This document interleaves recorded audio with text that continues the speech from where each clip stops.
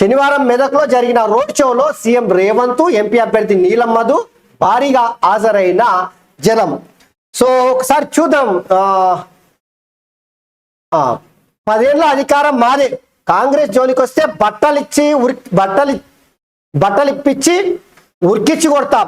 కేసీఆర్ పని అయిపోయింది, car కార్ఖానకే. CM Revanth, Modi KCR తోడు దొంగలు. 10 ఏళ్ళు రాష్ట్రానికి వాళ్ళు చేసింది ఏమీ లేదు. ఇక మొన్న కేసీఆర్ సర్కార్ను బొందబెట్టినాం, ఇప్పుడు మోదీ సర్కార్ని బొందబెట్టాలి. 100 రోజుల్లోనే 5 గ్యారెంటీలు అమలు చేస్తున్నాం. 15 ఆగస్టు లోపు తప్పకుండా రైతులకు రుణమాఫీ చేస్తాం. మెదక్లో ఎన్నికల ప్రచార సభలో రేవంత్ రెడ్డి చేసినటువంటి వ్యాఖ్యలు. ఇక నేను జైపాల్ రెడ్డి, జానారెడ్డి లెక్క కాదు, రేవంత్ రెడ్డిని బట్టలు ఇప్పించి ఉరికిచ్చి కొడతాం. మోదీ కేసీఆర్ తోడు దొంగలు. లోక్సభ ఎన్నికల్లో వాళ్ళని ఇంటికి పంపితేనే తెలంగాణకు న్యాయం జరుగుతుంది. మొన్న డిసెంబర్లో గజ్వేల్లో కేసీఆర్ని బొందబెట్టినాం. ఢిల్లీ సరిహద్దులో రైతులు కాల్చెప్పిన మోదీ సర్కార్ని ఎన్నికల్లో బొందబెట్టాలి. మెదక్కు చేర్చి ఏడుపాయల వన దుర్గమ్మ సాక్షిగా చెప్తున్నా, వచ్చే 15 ఆగస్టులోగా రైతులకు 2 లక్షల రుణమాఫీ చేసే బాధ్యత నాదే అనేటువంటి ముచ్చట చెప్పుకొచ్చుడు. ఇక రేవంత్ రెడ్డి ఏం మాట్లాడిన ఒకసారి చూసేటువంటి ప్రయత్నం చేద్దాం. ముఖ్యమంత్రి 10 ఏళ్ళు ఉన్నాడు. ఈ కన్నీరు హరీష్ రావు 10 ఏళ్ళు రాష్ట్ర మంత్రి ఉన్నాడు.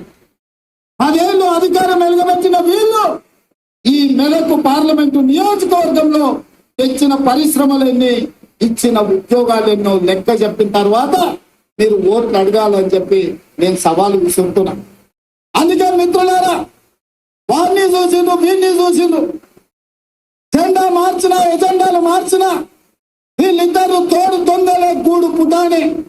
అయితే వాడు కాకపోతే వీడు ఈ మెదకును వచ్చి పీడిస్తున్నారు తప్ప ఇందిరమ్మ కాలంలో తెచ్చిన పరిశ్రమలు ఇవాళ లక్షలాది మందికి.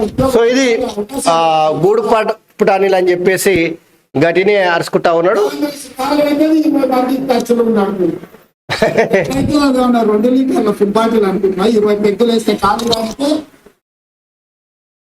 కాంగ్రెస్ కాలు అవుతుంది, 20 మంది టచ్లు అంటుంది. ఎట్లయితే అది 2 లీటర్ల ఫుడ్ బాటిల్ అనుకుంటున్నా, 20 పెగ్గులు వేస్తే కాలు కానితే సెటైర్ కాంగ్రెస్ ఖాళీ అవుతుంది, 20 మంది టచ్ లో ఉన్నారనేటువంటి మాట కేసీఆర్ అన్నాడు కదా మొన్న. అయితే దానికి సెటైర్స్ ఎట్లయితుంది ఖాళీ, అదేమన్నా 2 లీటర్ల ఫుల్ బాటిల్ తాగితే మొత్తం అయిపోనికి అనేటువంటి సెటైర్స్ బీఆర్ఎస్ పార్టీ అధినేత కేసీఆర్ పైన విరుచుకుపడ్డాడు. ఉన్నప్పుడు బిడ్డ ఎవరో తెలుసా, ఆయన వస్తావా రా బిడ్డ చూడు, 5 అంచెలు వైరికిన కాకి తగ్గితే ఎట్లయితుందో కాంగ్రెస్ మీద చెయ్యి వేస్తే మాడి మసైపోతావు బిడ్డ. నీ తాతలు ముత్తాతలు గుర్తు రావాలి, కాంగ్రెస్ టచ్ చేస్తే నువ్వు అనుకుంటున్నావేమో. నేను జైపాల్ రెడ్డి, జానారెడ్డి కాదు బిడ్డ, మర్యాద ఉండనికే బట్టలు 10 రోడ్డు మీద ఉరికించి కొట్టిస్తా బిడ్డ మా కాంగ్రెస్ పార్టీ కార్యకర్తలతో. సో ఇది ప్రధానంగా నిన్న రేవంత్ రెడ్డి చేసినటువంటి వ్యాఖ్యలు రాష్ట్ర వ్యాప్తంగా చర్చానీయాంశంగా అయినాయి. ఎందుకంటే నేను జానారెడ్డిని కాదు, జైపాల్ రెడ్డిని కాదు, నేను రేవంత్ రెడ్డిని బిడ్డ. నాతో పెట్టుకున్నాం అనుకో, బట్టలు ఉడదీసి రోడ్ల మీద ఉరికిచ్చి కొట్టిస్తా అని చెప్పేసి నిన్న చేసినటువంటి వ్యాఖ్యలే నిజంగా కాంగ్రెస్ పార్టీ కార్యకర్తలకు ఒక నమ్మకాన్ని ఇవ్వడంలో రేవంత్ రెడ్డి దిట్ట అనేటువంటి విషయం ఇక ఇక్కడ చూడొచ్చు మనం. సో ఇక ఇది ప్రధానంగా 10 ఏళ్ళ అధికారం మనదే అని చెప్పేసి కాంగ్రెస్ పార్టీ కార్యకర్తలకైతే రేవంత్ రెడ్డి ఒక నమ్మకాన్ని అయితే కలిగించేటువంటి ప్రయత్నం చేస్తూ ఉన్నాడు. ఇక పార్లమెంటు ఎన్నికల్లో నిన్న నీలం మధు తరపున చేసినటువంటి ప్రచారం మెదక్లో దాదాపుగా మెజార్టీ సీట్లు అయితే శాసనసభ ఎన్నికల బీఆర్ఎస్ పార్టీ గెలిచింది. కానీ చూస్తుంటేనంటే పార్లమెంట్ ఎన్నికలలో చూస్తుంటేనంటే కాంగ్రెస్ పార్టీ జోరు కనిపిస్తూ ఉంది.